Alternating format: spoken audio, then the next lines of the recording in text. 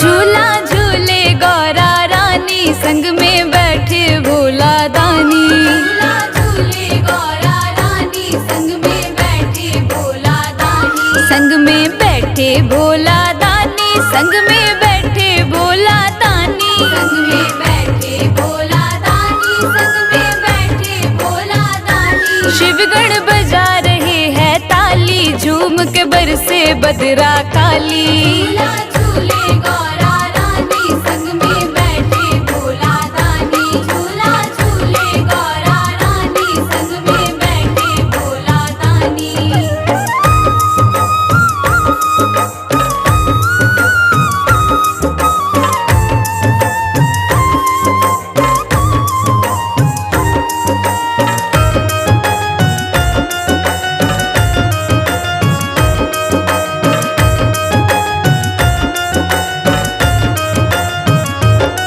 सावन का महीना आया, कैलाश पे आनंद छाया।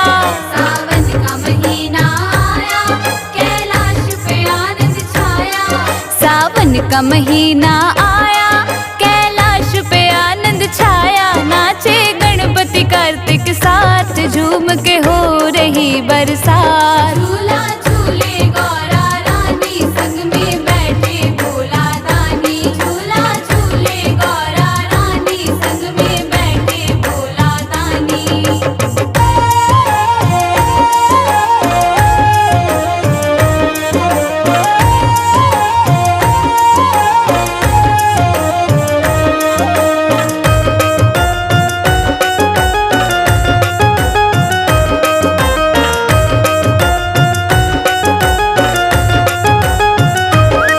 भोले ने डमरू बजाया, सबका मन है हर्षाया।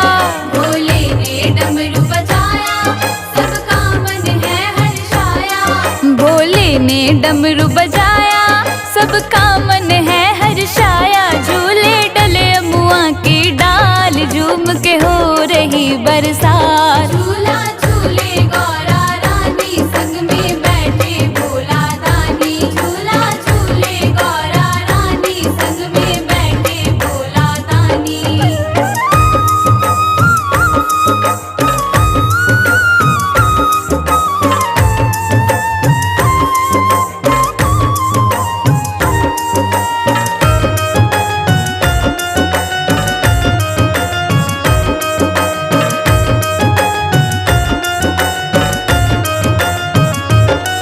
सब देव भी झूलने आए, और मिलके नाचे गाए। सब देव भी झूलने आए, और मिलके नाचे गाए।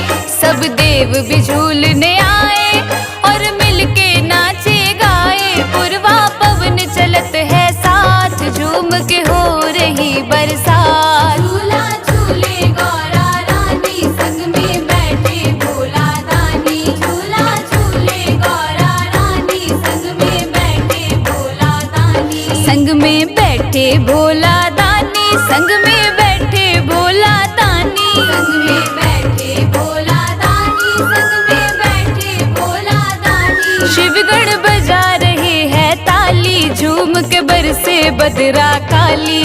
झूला झूले गौरा रानी, संग में बैठे भोला दानी। झूला झूले गौरा रानी, संग में बैठे भोला दानी।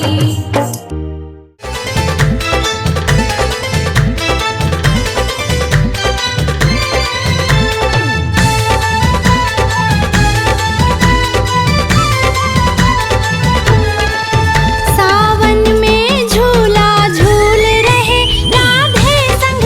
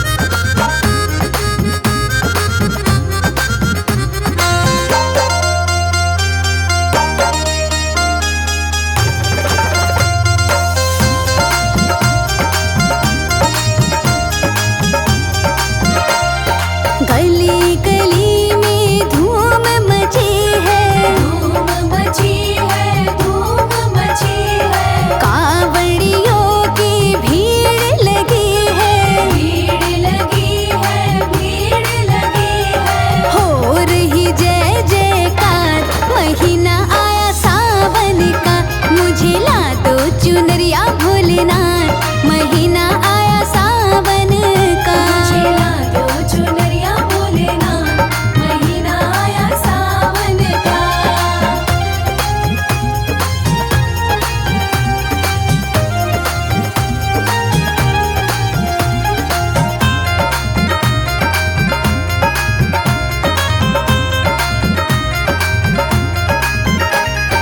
चंदा भी डोले भोले, गंगा भी डोले। चंदा भी डोले भोले, गंगा भी डोले। चंदा भी डोले भोले, गंगा भी डोले। चंदा भी डोले भोले, गंगा भी डोले। नागों ने मारी फुकार, महीना आया सावन का। मुझे ला दो चुनरिया भोलेनाथ, महीना आया सावन का। मुझे ला दो चुनरिया भोलेनाथ, महीना आया सावन का।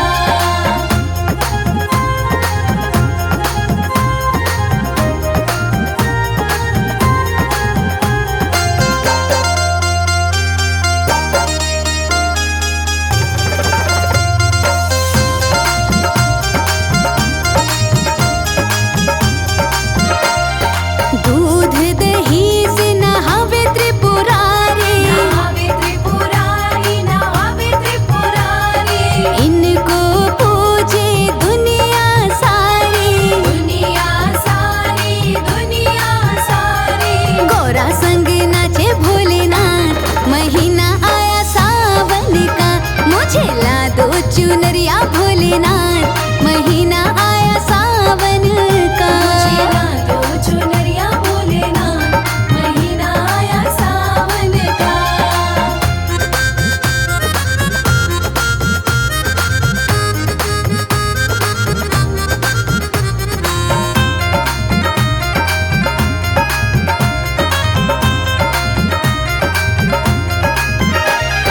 भक्त जन तेरे दर पे आवे, दर पे आवे, दर पे आवे।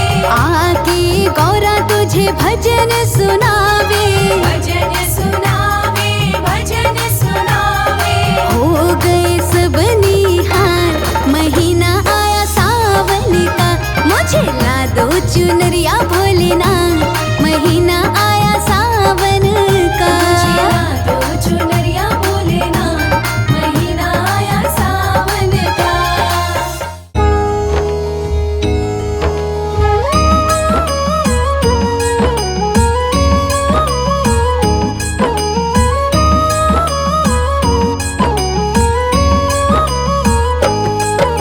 श्रावण तीज की भक्तों पावन महिमा गाते हैं, हम कथा सुनाते हैं। हरियाली तीज व्रत की आज हम कथा सुनाते हैं, हम महिमा गाते हैं। मन वांछित फल पाने वाला व्रत बतलाते हैं, हम कथा सुनाते हैं। हरियाली तेज व्रत की आज हम कथा सुनाते हैं, हम महिमा गाते हैं। ये पावन कथा महान, सब सुनो लगा के ध्यान। ये पावन कथा महान, सब सुनो लगा के ध्यान।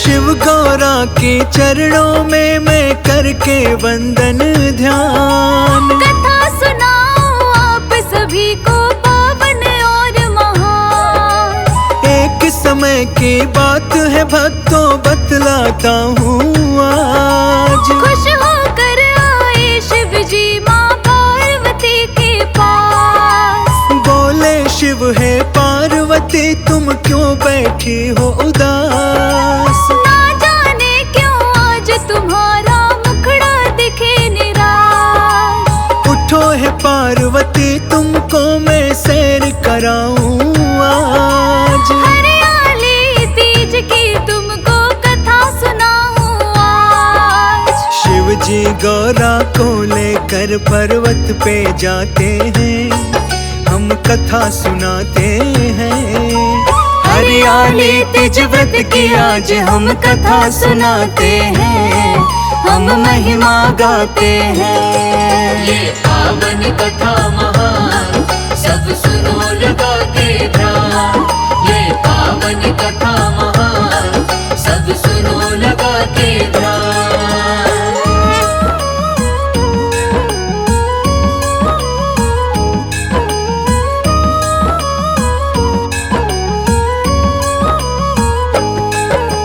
माता पार्वती को शिव जी कथा सुनाने लगे, उनके पूर्व जन्म का शिव स्मरण कराने लगे। शिव जी बोले पार्वती से तुमने ठान लिया था, दिल से मुझको पति परमेश्वर अपना मान लिया था। मेरे लिए तुमने ना जाने क्या क्या नहीं किया था। लंबे समय तक हिमालय पे घोर तपस्या किया था। तप किया था तुमने अन्न और जल सब त्याग कर, सर्दी गर्मी वर्षा में तुमने पीड़ा सहकर। शिव शंकर कह कह करके वो तो मुस्काते हैं, हम कथा सुनाते हैं। हरियाली तीज व्रत की आज हम कथा सुनाते हैं, हम महिमा गाते हैं। ये पावन कथा महान सब सुनो लगा के ध्यान। ये पावन कथा महान सब सुनो लगा के ध्यान।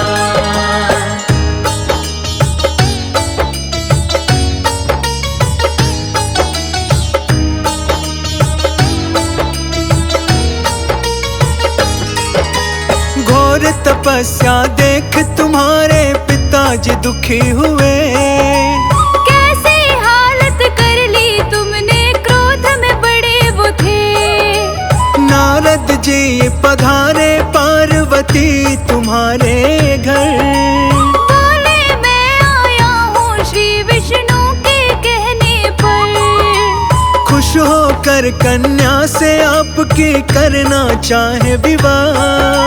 दक्ष प्रजापति क्या विचार है, राय दीजिए आप। ब्याह तुम्हारा विष्णु जी से करने को तैयार। नारद ने विष्णु जी को यह दिया शुभ समाचार।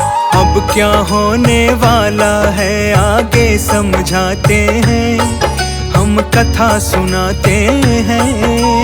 हरियाली तीज व्रत की आज हम कथा सुनाते हैं, हम महिमा गाते ये पावन कथा हैं। महान सब सुनो लगा के ध्यान। ये पावन कथा महान सब सुनो लगा के ध्यान।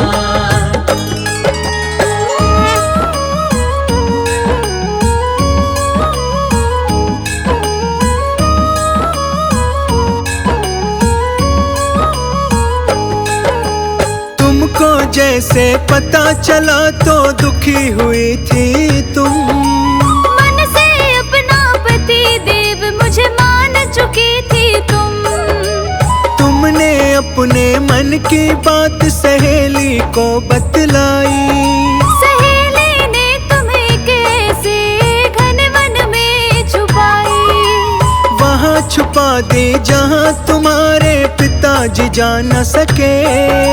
लाखों यत्न के बाद जहाँ पे तुम्हें वो पा न सके। तप करने लगी तुम तो पार्वती उसी वन में, सुबह पे शिव शिव ध्यान लगी थी, शिव ही बसा मन में। बहुत ही रोचक है ये कहानी जो बतलाते हैं, हम कथा सुनाते हैं। हरियाली तीज व्रत की आज हम कथा सुनाते हैं, हम महिमा गाते हैं। ये पावन कथा महान सब सुनो लगा के ध्यान। ये पावन कथा महान सब सुनो लगा के ध्यान।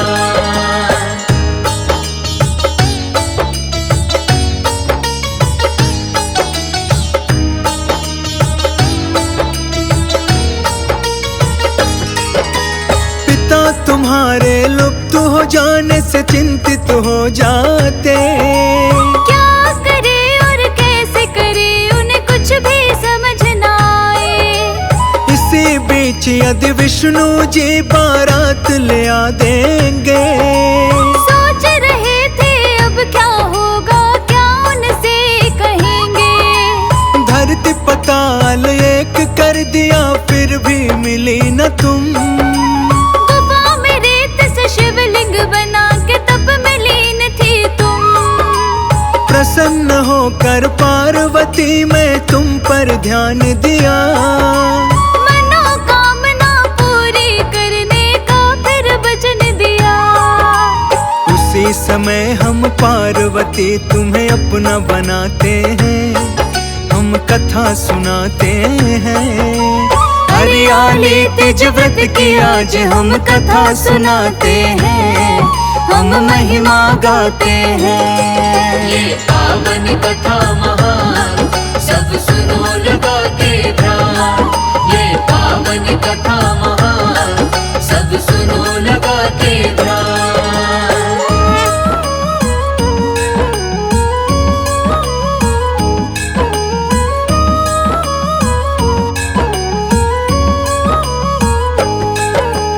तुम्हें खोजते पिता तुम्हारे गुफा में जा पहुँचे।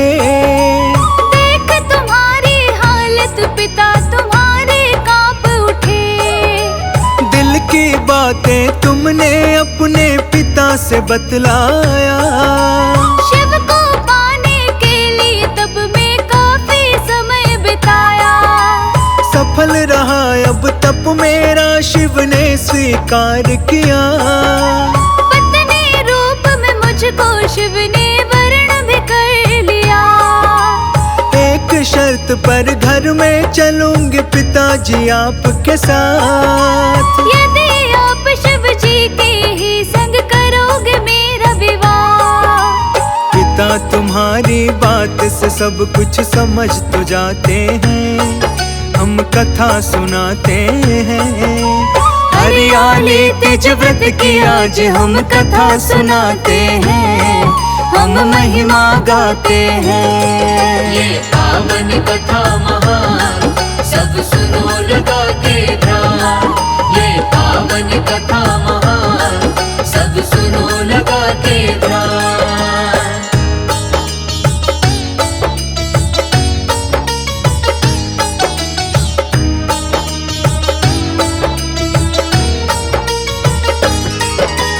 बाद में विधि विधान के साथ हमारा विवाह किया।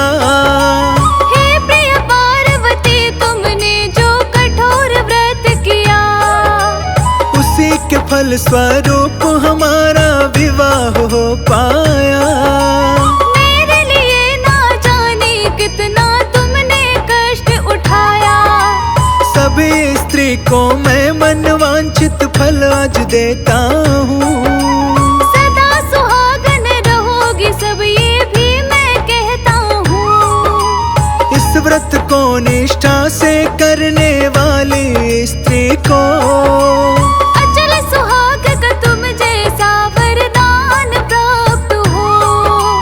पूर्व जन्म की कथा तुम्हारी याद दिलाते हैं, हम कथा सुनाते हैं। हरियाली तीज व्रत की आज हम कथा सुनाते हैं, हम महिमा गाते हैं। ये पावन कथा महान सब सुनो लगा के ध्यान। ये पावन कथा महान सब सुनो लगा के ध्यान।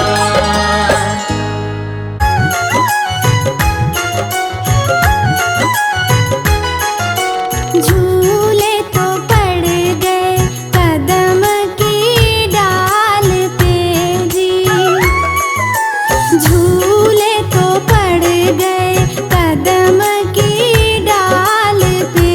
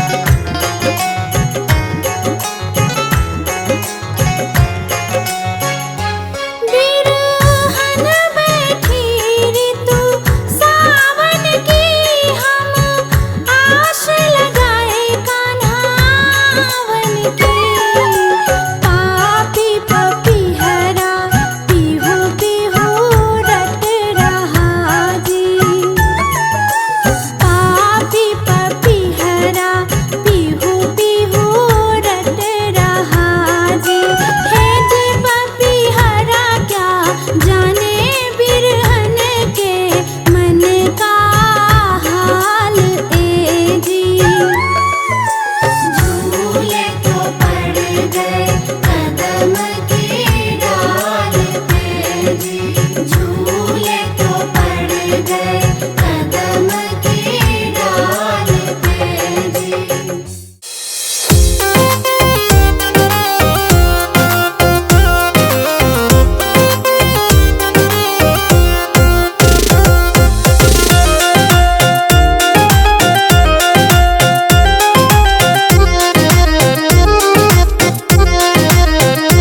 भोलेनाथ जी, हाँ भोलेनाथ जी, लगा दो झूला सावन आया मेरे नाथ जी। ओ भोलेनाथ जी, लगा दो झूला सावन आया मेरे नाथ जी। मन भावन महीना, बड़ा पावन महीना, देखो सावन आया भोलेनाथ जी। ओ मेरे नाथ जी।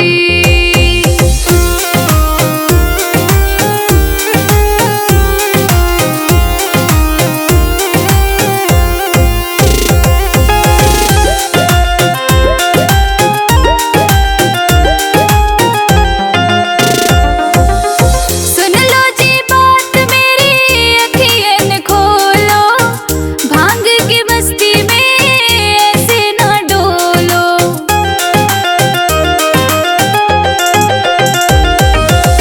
सुन लो जी बात मेरी, अखियन खोलो, भांग की मस्ती में ऐसे ना डोलो। नाचे सावन में मोर, घटा छाई घन घोर।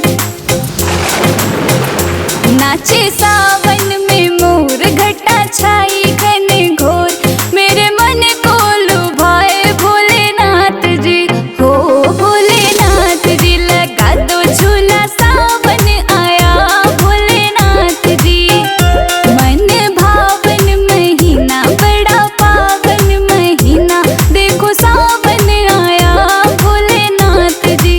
हाय मेरे नाथ जी।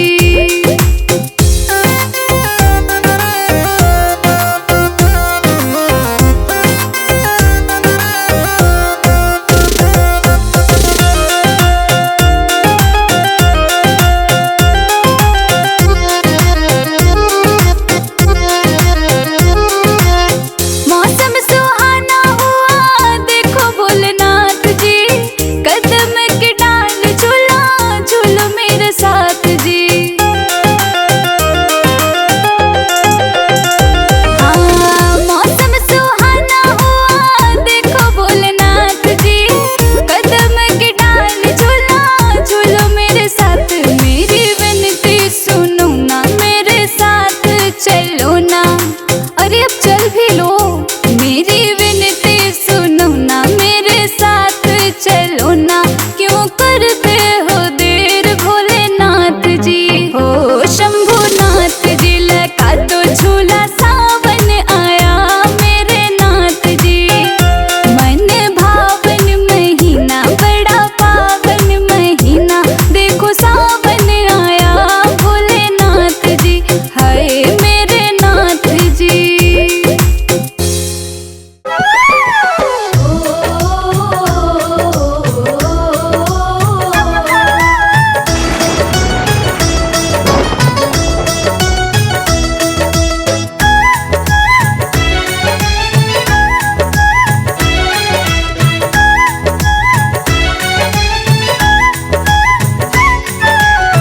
सावन आयो रे बुंदिया पड़ने लगे। सावन आयो रे झूले पड़ने लगे। रे बहना गौरा संग झूले भोले नाथ, सावन मन पावन लगे। रे बहना गौरा संग झूले भोले नाथ, सावन मन पावन लगे। गौरा संग झूले भोलेनाथ,